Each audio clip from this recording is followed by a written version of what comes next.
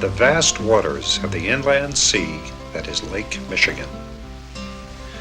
This lake and the others of the Great Lakes chain has been home to this ship for what is approaching a century of service. This unheard of longevity is a record for vessels on the Great Lakes and a feat rarely matched by ships worldwide. This freighter, traveling upbound from Alpena, Michigan on Lake Huron, bound for Waukegan, Illinois, is the steamer E.M. Ford. Her cargo on this trip is 7,300 tons of bulk cement. For the past 31 years of this ship's long life, this classic laker has been in the service of the Huron Cement Company. Her charge during this time has been the transport of cement products produced at the company plant in Alpena to the many Huron cement terminals scattered around the 5 Great Lakes. At Alpena, the Huron Cement Company quarries limestone and converts it into cement. This process, which uses fires in great kilns to combine the various elements, yields Portland and other special purpose cements. The end of the production line is a battery of silos at water's edge where the 6 boats in the Huron fleet are loaded. On this day, the E.M. Ford is being loaded with cement products destined for the construction industry of northern Illinois and southern Wisconsin. Her cargo will eventually become new concrete highways, high-rise cement office and apartment buildings, and cinder block foundations. The Ford is a perfect vessel for duty as a cement carrier. With a length of 428 feet and a beam of 50 feet, this ship is properly proportioned for the tight quarters found at many of the company's terminals. Her draft of 21 foot 6 inches allows the boat to land at shallow harbors, such as the one found at Waukegan, Illinois.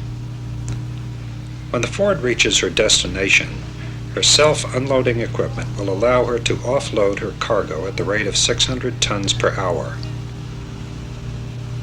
Loading of the ship is accomplished in a minimum of time, usually 3 to 4 hours. Great conveyors, loading chutes, and blowers fill the holes to the proper level for correct displacement for lake travel. After checking all compartments and with loading complete, the holes are buttoned up.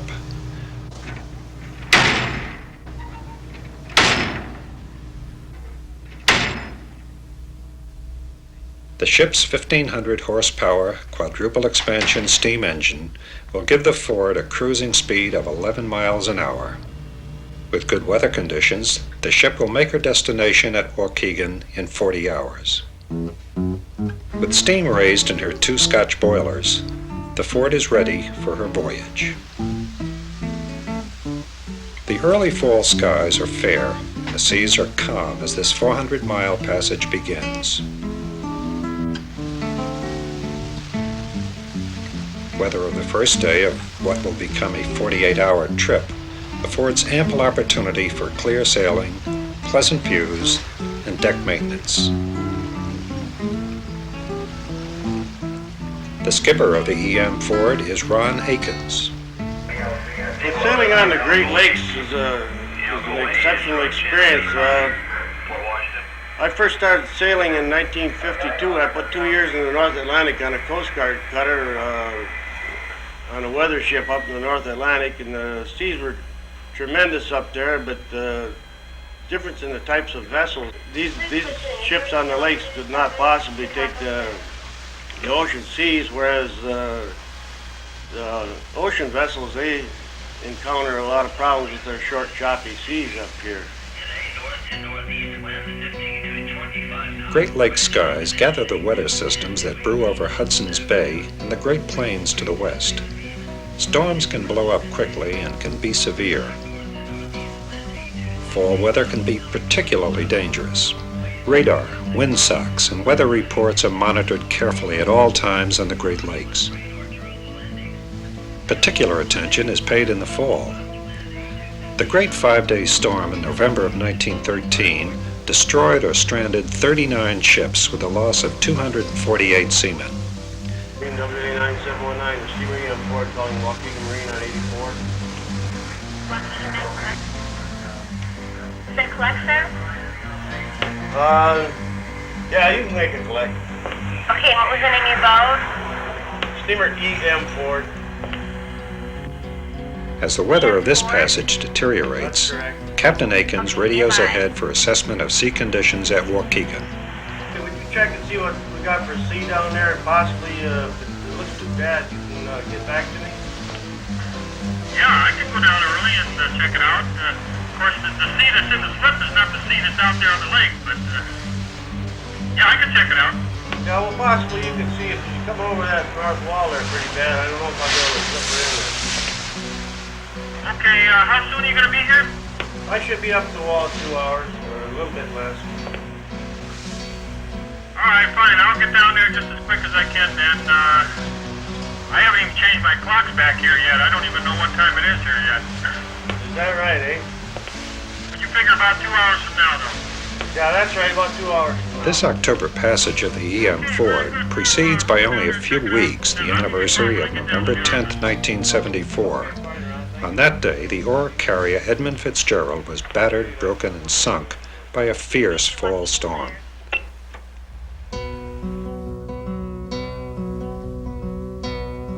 The Fitzgerald went down 17 miles short of Whitefish Bay on Lake Superior, with the loss of all 29 sailors on board. The E.M. Ford is no stranger to the dangers of Great Lakes storms. On Christmas Eve, 1979, while most of her complement was ashore visiting families, a sudden storm blew into Milwaukee where she was tied up. During the storm, the fully loaded steamer parted her mooring lines.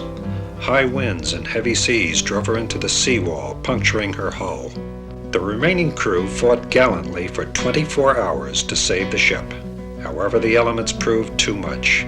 The ship's compartments filled with water, and the Ford settled to the bottom. This accident interrupted one of the longest histories of continuous sailing by any vessel on the Great Lakes. The Ford is a vestige of a former era, both of American history and of steamship sailing tradition. She was built in Lorain, Ohio as the Presqu'île. She was launched at a time of our history that seems very distant to us now. The Presqu'île slid down her ways only 3 weeks after Admiral Dewey delivered his crushing defeat to the Spanish at Manila during the Spanish-American War. Dewey's flagship, the Olympia, survives today as a museum. Out of commission for almost half a century, the Olympia rests at her permanent berth in Philadelphia. By contrast, the E.M. Ford is still in service, carrying out her original duties. She's been in continuous operations with the Huron Cement Company, with the exception of 2 years when she sunk at her dock in Milwaukee and was subsequently raised and almost rebuilt. The original engine is still in this vessel that was built in 1897. It was made into a cement carrier in 1956, and it's the first boat I was ever a skipper on. I went skipper on her in 1974. Experienced, well-seasoned crews exist in the engine room as well as on the bridge. Engineering crews consist of watch engineer, oiler, and wiper. During his 4-hour watch, the oiler is constantly attentive to the engine's needs. This is a quad engine here, and it's a good running engine. The engine was built in 1897. It was built in Cleveland, Ohio. It's number 93. And for an engine being that age, it runs perfect. And it's the only one left on the lakes that I actually know of. Well, my name is Royal McClintock. They call me Bones for short. I've been sailing since 1946. I started with American Steamship, U.S. Gypsum. Then I came over to the Huron fleet. I was on the John W. Boardman, was on the Eaglehart, was on the Paul H. Townsend, J.B. Ford, and then I came on the E.M. Ford, and And I was hand firing it when it was coal burner. And we pulled 2 fires a watch, and she burned around 1.25 tons to 1.5 tons an hour of coal. And you had to shovel it.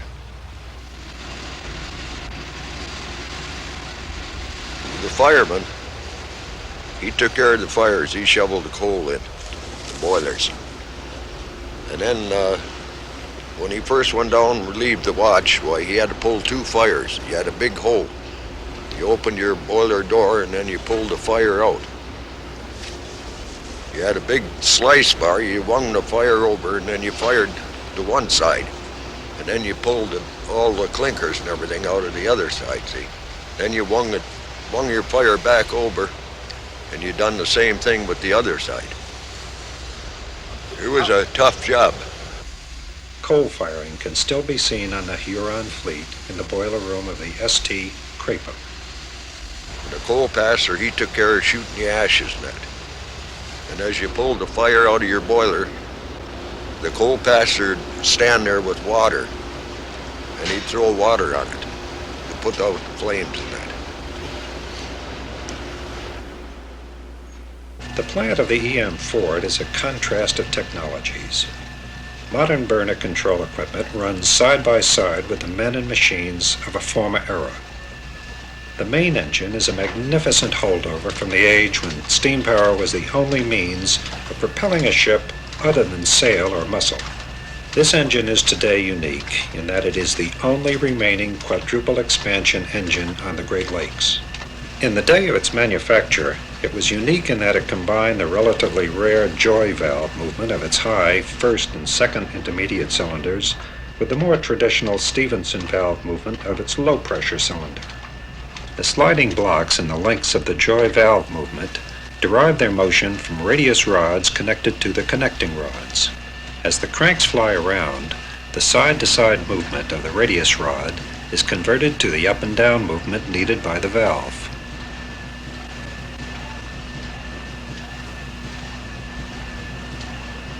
Up and down valve motion for the low pressure cylinder comes from the 2 eccentrics mounted on the stern end of the crankshaft. Valve reversing is accomplished by rotating the joy valve links in which the blocks slide.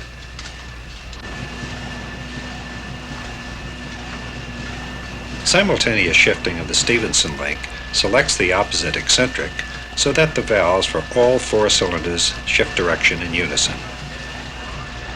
The reversing lever of the quadrant in the upper engine room is connected through a system of rods and levers to the power reverse steam ram located on one of the intermediate pressure cylinder columns in the lower engine room. The eccentrics for the low pressure cylinder deliver their motion to the valve through the 2 eccentric rods and the double bar Stephenson link. The 4 crossheads are of the single slipper design.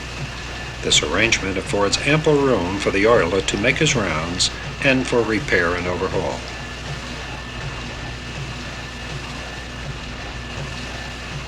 Valve stem guides on all 4 cylinders provide stability for the valve rods and reduce wear on the stuffing boxes.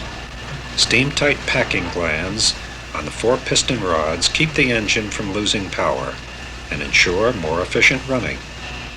The top of the engine reveals the arrangement of high, first intermediate, second intermediate, and low pressure cylinders. Also seen are the 3 side-mounted piston valves and the end-mounted slide valve. Mechanical motion for these valves originates at the links, blocks, and eccentrics 2 decks below. The oiler begins his rounds by draining the water from the bottom of the main engine's oil sump. This used oil is run through a centrifugal purifier and pumped to a gravity feed tank for eventual reuse.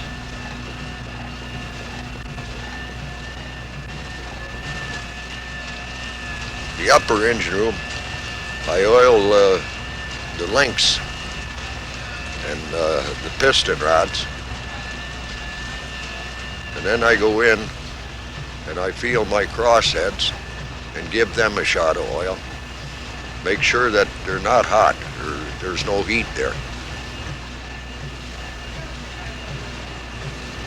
Then I go down below and then I feel my eccentrics and my thrust bearing, and then I proceed on to my cranks and journals to make sure there's no heat and make sure that they're getting oil.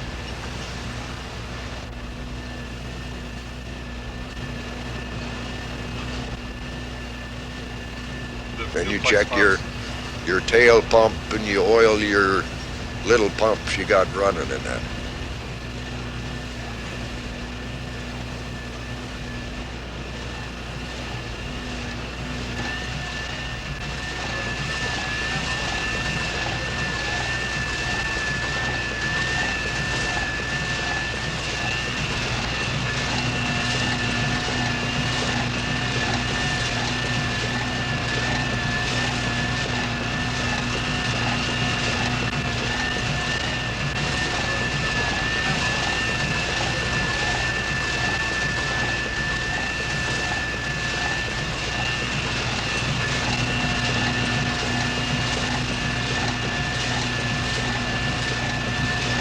Then you go in the boiler house and you check, see how your burners is, so there isn't any oil spill or anything leaking.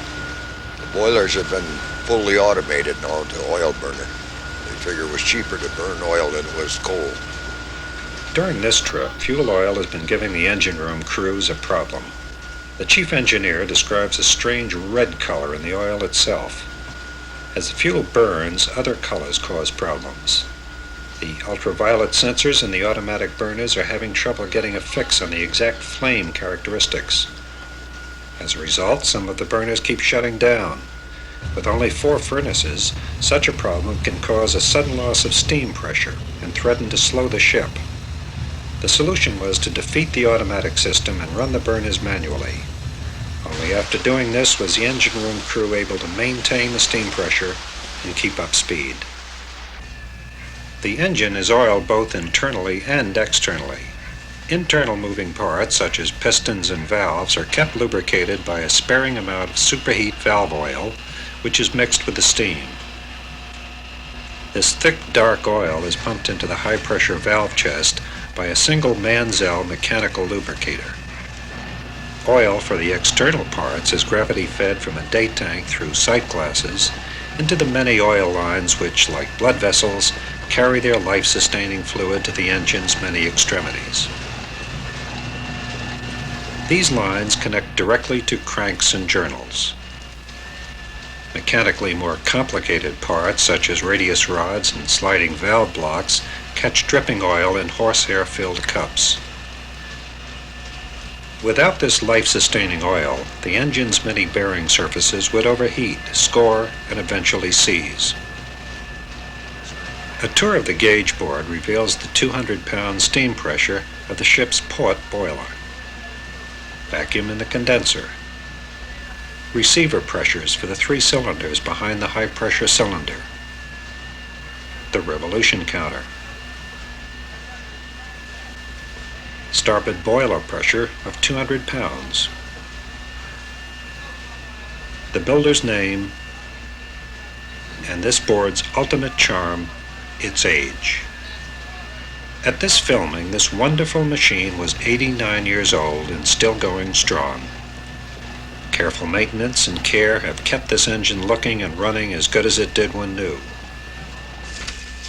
Auxiliaries include numerous duplex pumps, whose services range from fuel oil delivery and boiler feed water to general service and ballast pumping.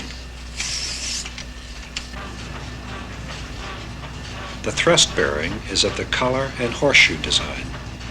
With the engines being as far aft as is typical on most Lakers, the thrust bearing is only a short distance from the stern tube.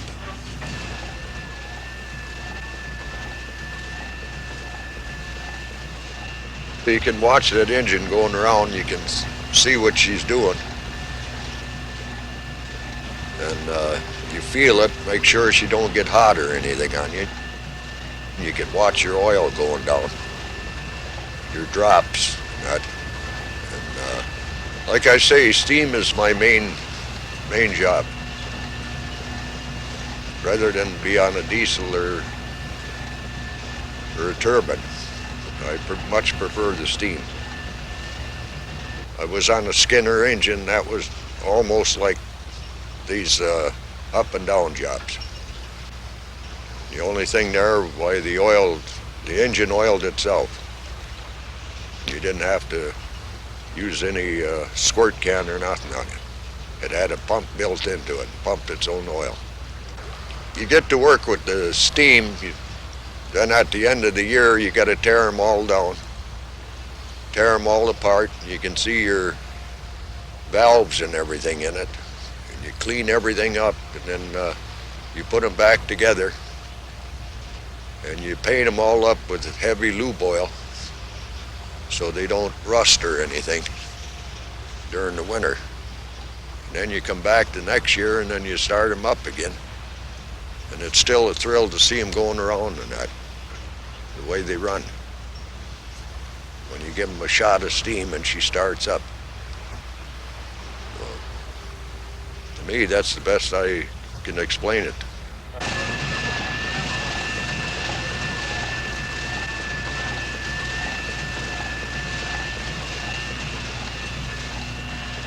I've been sailing with this fleet for 30 years now. I enjoy my work. It's something I've always wanted to do, and you really think that sailing is a great life. It has its drawbacks when you're raising a family, but other than that, it's a good, clean life. We have a lot of friends out here. You get to know all the other skippers on the lakes. Inbound Waukegan in 10 minutes. Repeating security call to steamer EM4. Inbound Waukegan in 10 minutes. WA9719 EM4. Meeting 5901 to Doug Williams, Solving to the EM4. EM4, Williams, Solving. Kevin, I hate to do this, but I got to ask you to slow her up a little bit there. I got 2 barges laying in your slip here. I just got the word you were coming in, and I had practically no notice. I'm getting 1 out now, but I still got 2 to move a little bit. I need about another 30 minutes here, Alan. Well, it'll take me almost that much if I go slow going in there, so go ahead. If you can pull her back. I got her as slow as I can get her. New horizons to the EM4. EM4. Yeah, is it alright if I pass you on your left? I'm right outside doing a circle behind you. Sure, come in. Hold steady right there.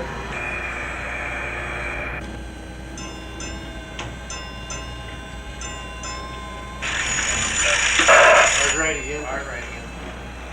We'll give you a little more engine when we get inside. Okay?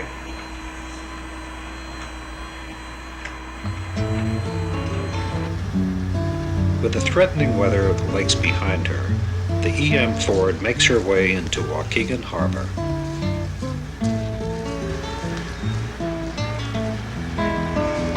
That should be fine. See, I'm gonna end real nice. The trim dimensions of the Ford pay off in the narrow, crowded harbor. We got about 36 to go ahead.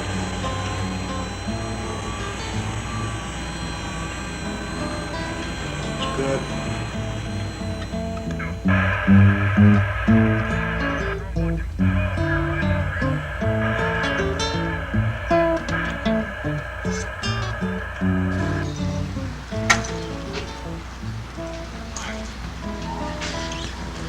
Unloading at the company's silo will take the better part of a day. She'll then turn around and head for home and as many more loads of cement that the approaching Great Lakes winter will allow. Ice will close the lakes for the winter.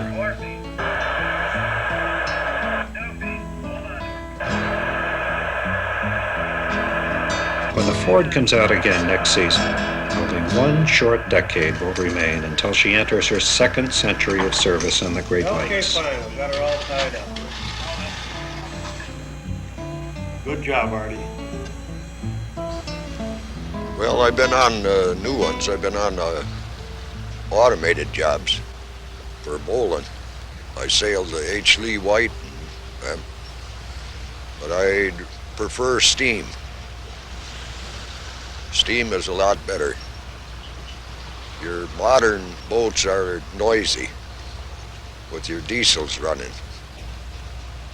And I prefer steam, because I've been with it most all my life. The ice-free waters of spring will welcome this faithful old lady of the lakes for the 90th time. These waters will see her travel from her home at Alpena to Muskegon, Milwaukee, Detroit, Green Bay, and the many other ports of call for the Huron fleet. With the same care and maintenance that she has received during her first 100 years, there is no reason the EM Ford won't last well into the 21st century.